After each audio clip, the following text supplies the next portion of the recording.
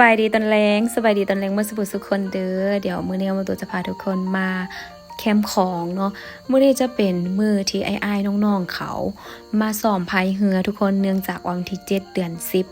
2025ที่กำลังจะมาฮอดนี่จะเป็นงานบุญสวงเรืออยู่ที่แขวงบ่อแก้วนั่นเองเนาะแล้วมื้อนี้ก็คือรู้สึกว่าอากาศดีแฮงฝนบ่ตกเนาะแต่ว่าตะเว้นตกดินไปแล้วสะท้อนกับน้ำเฮ็ดให้น้ำคือสวยงามแฮงแล้วคันถามมาตอนสวยโมโตก็บ่แน่ใจว่าบรรยากาศดีคือตอนนี้บ่คือตอนนี้บรรยากาศดีมากๆกิจการภายในงานที่โมโตมักก็คือยิงปืนแต่ทุกคนมันบ่ถึกจักนัดบ่ถึกเลยนี่คือยิงปืนบ่ได้จักนัดเดี๋ยวจะมาลองอีกอันนึงเสื้อฝีมือตัวเองอยู่หน่อยนึงทุกคนไปดูกันคือบ่แน่ใจว่ามันได้หรือบ่แต่ก็ยังเสื้อฝีมือของตัวเองอยู่ในระดับ50 และแน่นอนโมโตจะบ่เฮ็ดให้ทุกคนผิดหวังแน่นอนทุกคนมันได้แล้วก็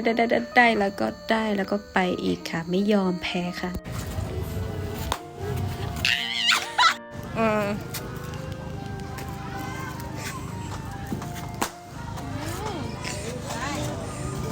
เป็นได้มวนบ่ฮู้คือตอนนี้คือโมโต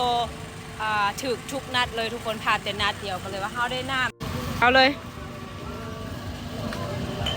โอเคทุกคนหลังจากเธอโมโตไปซัดปุ่มเป่าเป็นยิงปืนมาเป็นที่เรียบร้อยแล้วพาทุกคนมานี่มุมนี่คือสวยงามแหงๆเลยนะจ๊ะทางเข้ามาแล้วจะอยู่เบื้องซ้ายมือบอลที่เขาจอดรถจักรหลายๆแล้วก็จะเป็นเดินหน่อยนึงให้เฮาไปยืนไปชมบรรยากาศซึ่งบ่แน่ใจว่าในมื้องานบอนี่จะแม่นไผเป็นคนใดมาอยู่ทำไปทำมาทุกคนเบิ่งดิได้4 ขวดโอเคทุกคนเดี๋ยวมื้อนี้โมโตจะพาทุกคนกับเพื่อนก่อนเด้อเอาไว้วันงานจริงๆเนาะเดี๋ยวโมโตจะเก็บภาพบรรยากาศให้ทุกคนได้เบิ่งอีกเทื่อนึงคันถ้ามีเวลาแล้วก็มีโอกาสที่ดีเนาะอย่าว่าบ่มีเวลาหลายกว่าเนาะมื้อนี้คนมาขายเครื่องก็หลายอยู่แต่ว่าคนมาซื้ออาจจะบ่หลายปานใดเถอะบ๊ายบายกับเพื่อน